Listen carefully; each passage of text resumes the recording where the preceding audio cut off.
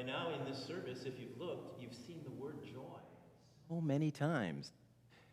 Prepare yourself for a few more. It's been great to have some time here in Portland. Your city is coming alive with color and new life.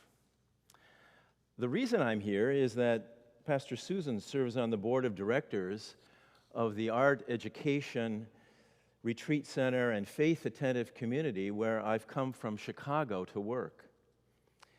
It's located in the Cascade Mountains of central Washington and called the Grunwald Guild. A rather strange name, Grunwald. Translated another word from German, it means green wood. The place is named after a painter whose name was Matthias Grunwald. He's known especially for one altarpiece painting he made, and you're looking at it right now, where Jesus is in the center on the cross. It's quite large. John the Baptist stands next to him, and what everyone notices in this painting, when they look closer, is John pointing his finger at Jesus. A metaphor for what we all do, that our lives are always pointing toward Jesus.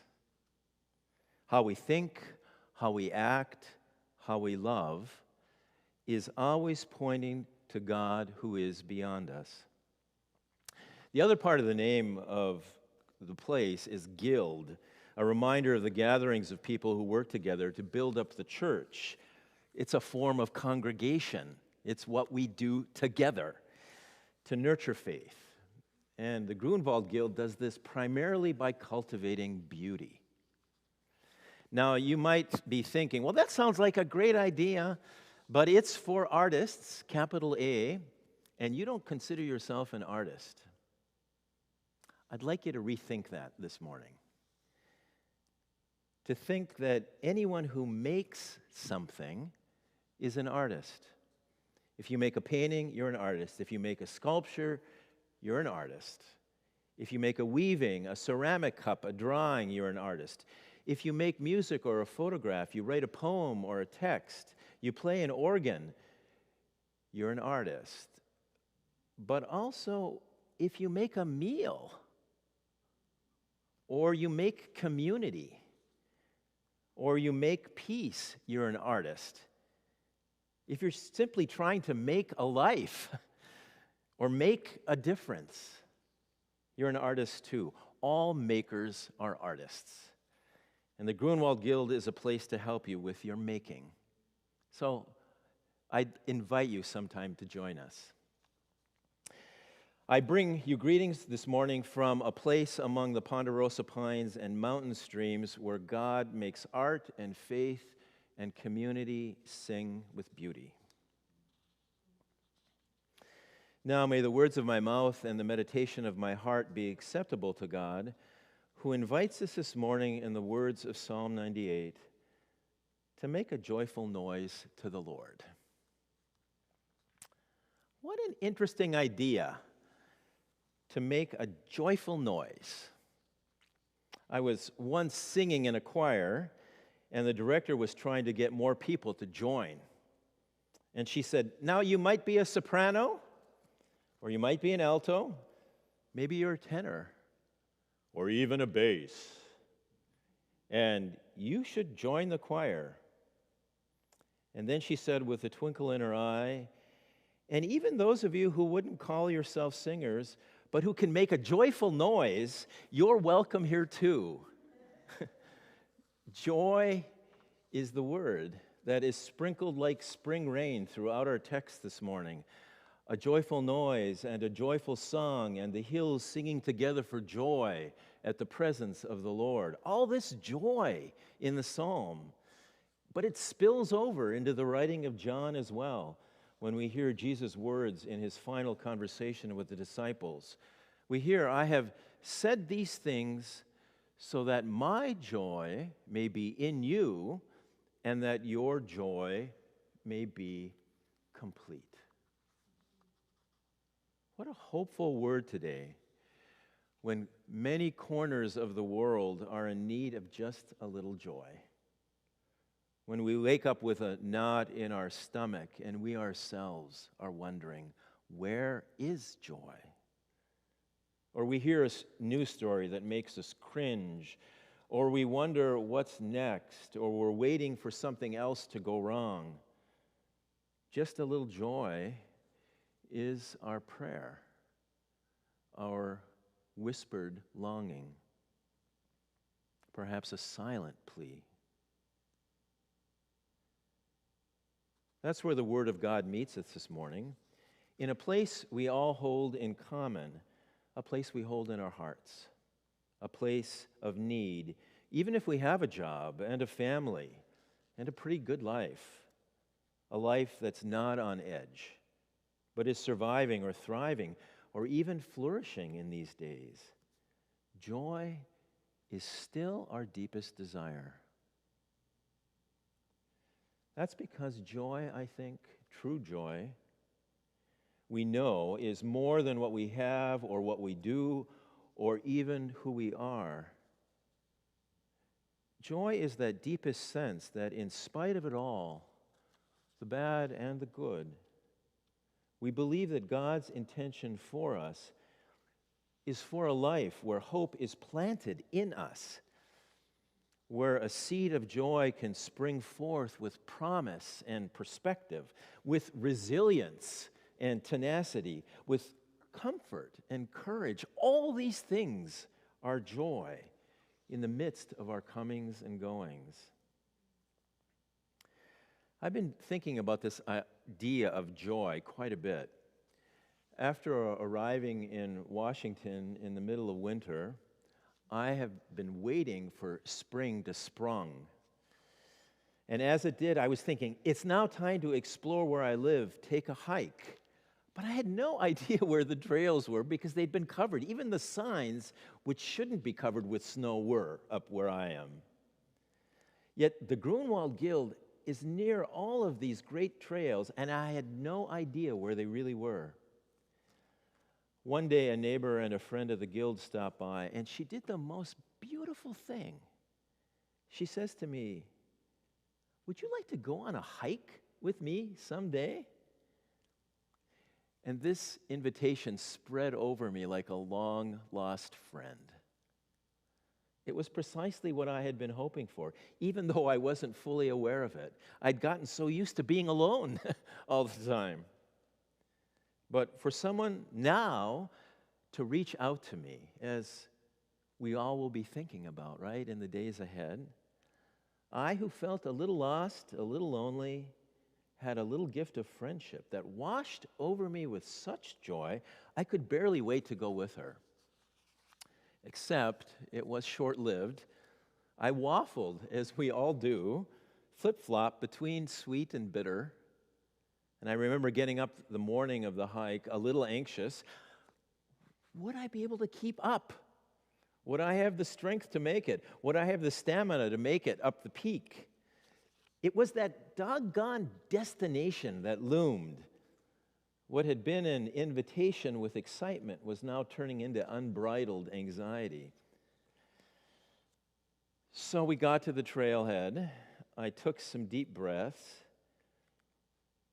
But before we barely made it a few steps, all of a sudden, there they were.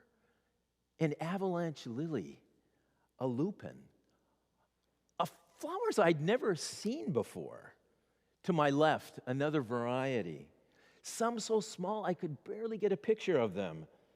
Some, like these trillium, were spread out like blankets all over. And some that I'd never seen in my life, calypso orchids, a paintbrush. And this next one is so amazing, called Brown's peony. It's only native to up here. Across the world, it only appears in the Pacific Northwest. All other peonies come from India, but here, that one right there, the Brown's peony, is yours. Again, joy came spilling into my anxieties and fears.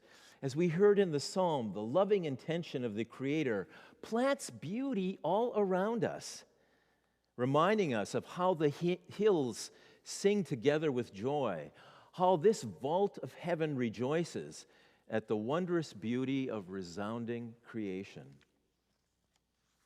And here I was, because of a simple invitation from a new friend who somehow chose me that day.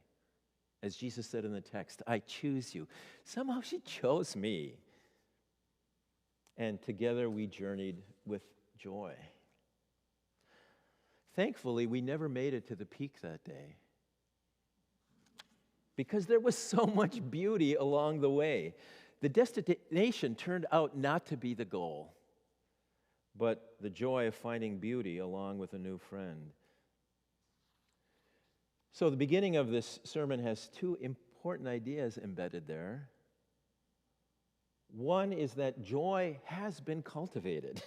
It's all around us. It is complete, and it does reside in us.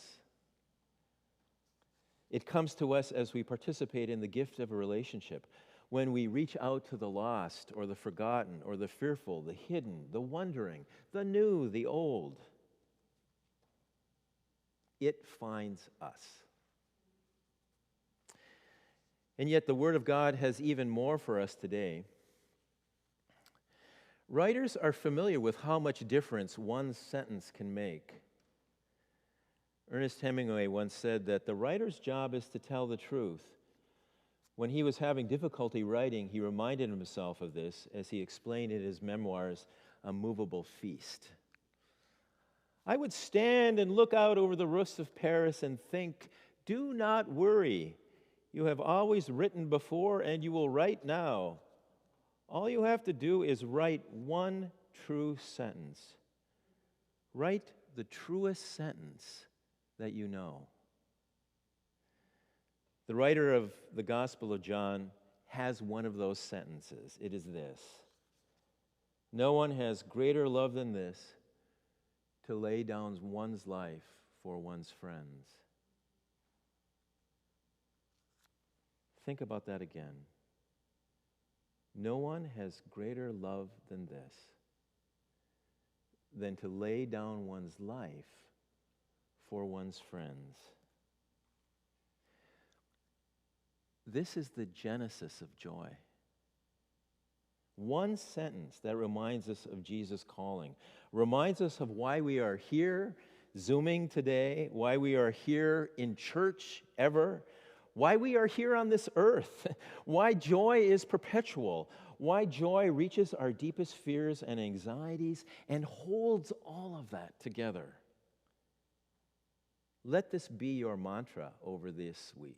No one has greater love than this, than to lay down one's life for one's friends. Let me say it with a story.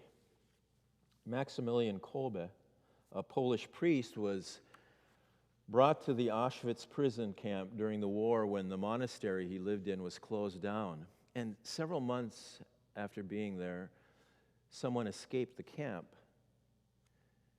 The deputy camp commander wanted to make an example of this and deter anyone else from escaping, and chose randomly 10 prisoners to sacrifice their lives by being starved to death.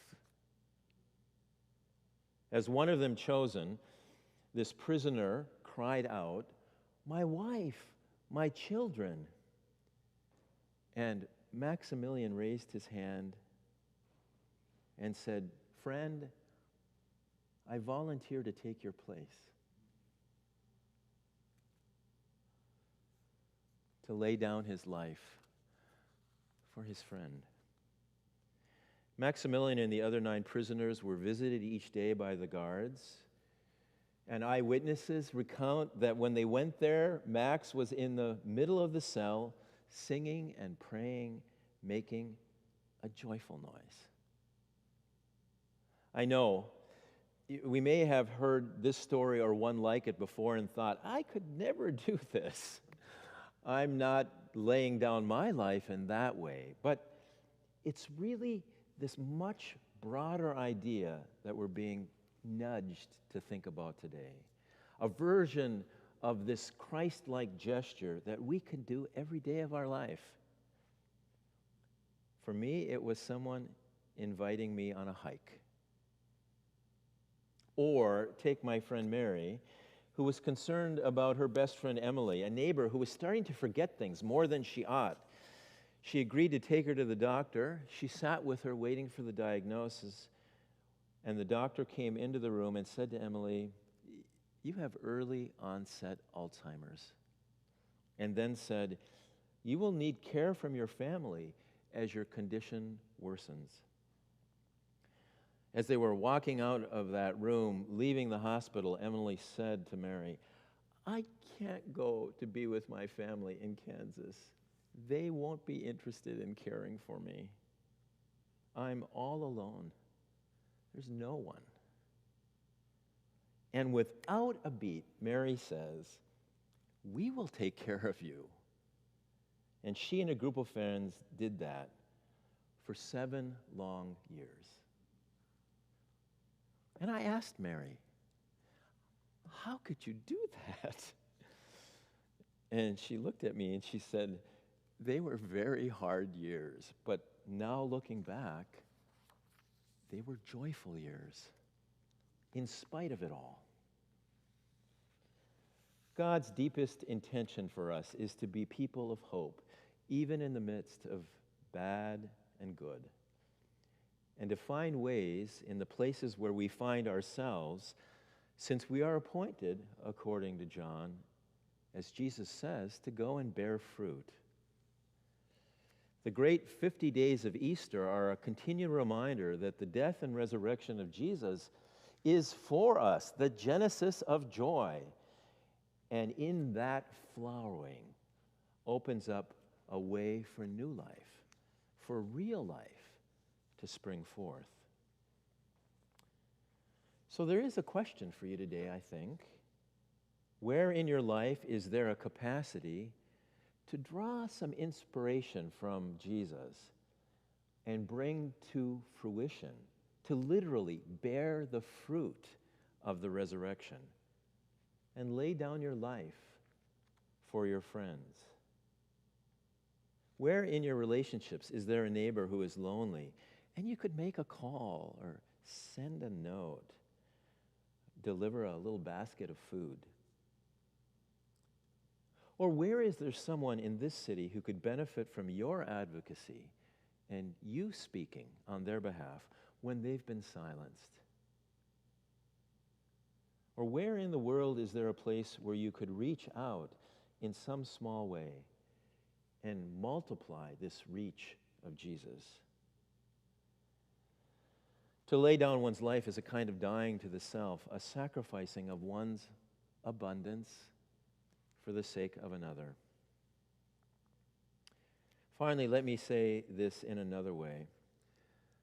Lee Young Lee is a writer who in this small piece is thinking about summer fruit, which is down the road, right? We're waiting.